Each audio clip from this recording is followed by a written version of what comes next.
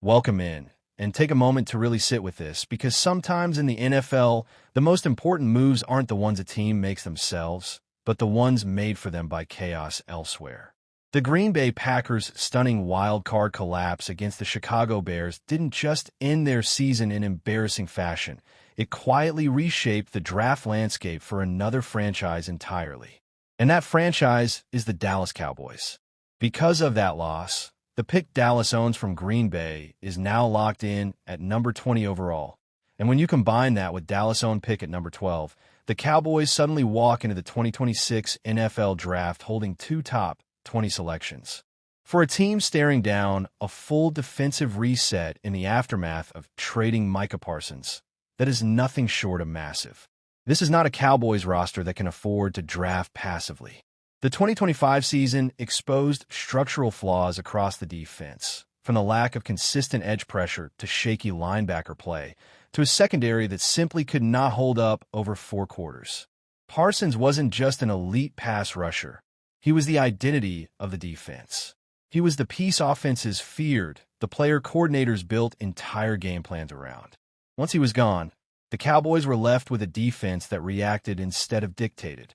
That reality is what makes this draft and these 2 first-round picks so critical. 2 top 20 picks give you options. You can chase elite talent, or you can weaponize flexibility. But here's the complication. Dallas does not own its original second or third-round picks in 2026. That means if they stay put and simply make 2 first-round selections, they will disappear from the draft board for a long stretch on day 2. For a team with as many holes as Dallas has on defense, that's dangerous. So the goal of this mock draft isn't just to add talent. It's to restore balance, depth, and sustainability to a roster that badly needs it. At pick 12, though, there's no reason to overthink things if the board breaks the right way. If Texas Tech edge rusher David Bailey is still available, the Cowboys should sprint the car to the podium. Bailey checks nearly every box you want in a modern NFL edge defender. He's listed at 6'3", 250 pounds, with a frame that can still carry more functional strength without sacrificing explosion. An explosion is the word that defines his game. His first step off the snap is elite, the kind that immediately puts offensive tackles on their heels. But what separates Bailey from so many college pass rushers is that he knows how to turn that burst into production. He isn't just fast, he's technical. He understands leverage, timing, and how to chain moves together to finish plays. This past season, Bailey was the engine of a ferocious Texas Tech defense, racking up 15 sacks and 43 quarterback hurries, while posting a pass rush win rate north of 21%, one of the best marks in the country. That kind of efficiency matters because it translates. And it's not just about rushing the passer. Bailey plays the run with discipline, sets the edge, and doesn't shy away from contact. That's critical for a Cowboys defense that struggled mightily against physical rushing attacks. Bailey isn't Micah Parsons, and he doesn't need to be. What he is a foundational edge defender you can build around, a day 1 starter who immediately raises the floor of your front 7. Pairing him with Donovan Ezeaku gives Dallas a legitimate edge duo that can survive and even thrive in a post-Parsons world. Now the real chess match begins. Pick 20 is valuable, but its true power lies in who is drafting behind Dallas. Quarterbacks always change the math, and teams like the Rams or Browns are perpetually looking for their next answer under center. If one of those teams falls in love with a prospect like Ty Simpson or Trinidad Chambliss, Dallas suddenly becomes the gatekeeper. That's leverage, and smart teams use leverage to fix multiple problems at once. In this mock scenario, the Cowboys trade back from pick 20 to pick 29 with the Los Angeles Rams, embracing the reality that this is a roster that needs bodies just as much as it needs stars. The trade down accomplishes several things at once. It keeps Dallas in the first round, adds a second-round pick at 61 and a third-round pick at 93, and even brings future draft capital into the mix. Yes, it means passing on some higher-end talent at 20, but it also means the Cowboys aren't invisible for the entirety of day 2. And when you're trying to rebuild a defense that has holes at linebacker, corner, and safety, that matters more than chasing one more flashy name. At pick 29, Dallas turns its attention to the heart of the defense and selects Georgia linebacker C.J. Allen. This is a pick that won't dominate headlines, but it absolutely addresses a glaring weakness. Allen comes from one of the most pro-ready defensive systems in college football, and over the past 3 seasons, he's logged more than 1,500 defensive snaps against top-tier competition. What stands out immediately is his run defense. Allen diagnoses plays quickly, takes clean angles, and closes downhill with real violence. His football IQ shows up consistently in his run fits, and that's something Dallas sorely lacked in 2025. Allen isn't a finished product. His coverage instincts and blitz timing still need refinement, and he's not yet the kind of linebacker offenses fear in space. But the tools are there. The athleticism is there. And when you pair him with a healthier DeMarvion Overshown, you suddenly have a linebacker duo that can actually control the middle of the field instead of being targeted. This is about stabilizing the defense, not just chasing splash plays. With pick 61, the Cowboys move to the secondary and select Keone Scott out of Miami. The defensive backroom in Dallas is overdue for a reset.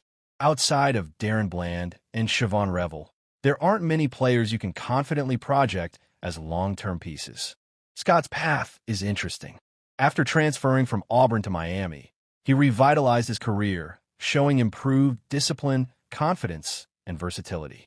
He primarily played in the slot for the Hurricanes, but his tape suggests he can line up across the formation. Scott is physical, willing in run support, and comfortable in both man and zone coverage. His frame and age might push him down draft boards, but this is exactly the type of player Dallas should be targeting. Someone who can contribute early, bring toughness to the secondary, and grow into a larger role over time. He's not just a coverage defender. He's a tone setter, and that matters for a defense trying to rediscover its identity. By the time pick 93 rolls around, Dallas sticks with his secondary and takes a swing on upside, selecting Emmanuel McNeil-Warren, the safety out of Toledo. Small school prospects always come with questions, but McNeil-Warren's production and metrics demand attention.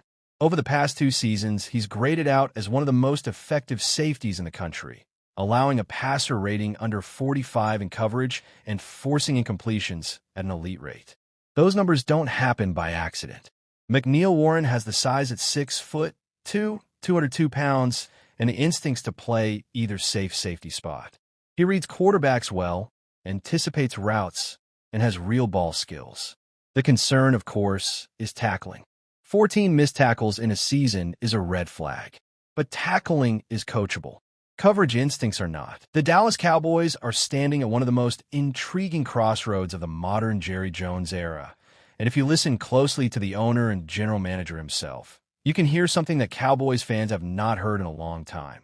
Confidence mixed with willingness, ambition paired with flexibility, and perhaps most importantly, a sense that the franchise is finally positioned to attack the future instead of merely surviving it.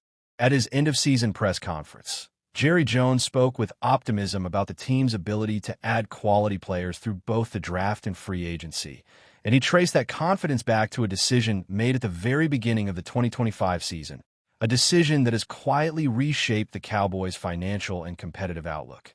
Jones described the vision behind the Micah Parsons trade and hinted that the true benefits of that move are still ahead, not behind, suggesting that what the Cowboys were really trying to achieve is only now coming into focus. Away from the microphones and cameras, Jones went even further, floating the idea of busting the budget in pursuit of his long-stated personal goal, becoming the NFL owner with the most Super Bowl championships. He currently sits 3 titles behind New England Patriots owner Robert Kraft, and at this stage of his career, that gap clearly weighs on him. When Jerry Jones talks this way, it forces the league, and especially Cowboys fans, to ask a dangerous but exciting question. Could Dallas actually become aggressive in free agency? Right now, the Cowboys salary cap situation looks less like a clean spreadsheet and more like a Monet painting, slightly blurry and dependent on where you stand. What is clear is that Dallas must clear cap space to comply with the 2026 limit, but the exact number won't be finalized until early March when the league officially sets the cap. As things stand, the Cowboys have roughly $330 million in contracts on the books, while league projections place the cap somewhere between $295 and $305 million. Even under conservative estimates, that means Dallas must find at least $30 million just to get under the cap before making a single addition.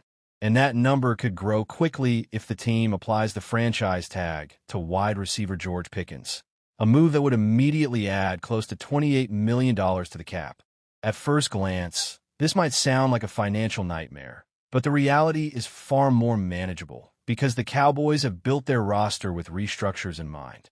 Dallas can generate upward of $100 million in cap space by restructuring contract for Dak Prescott, CeeDee Lamb, Tyler Smith, Osa Odigizua, Darren Bland, and Jake Ferguson, simply by reducing base salaries to the league minimum and converting the rest into bonuses. However, not every restructure is created equal, and there are legitimate long-term consequences to consider.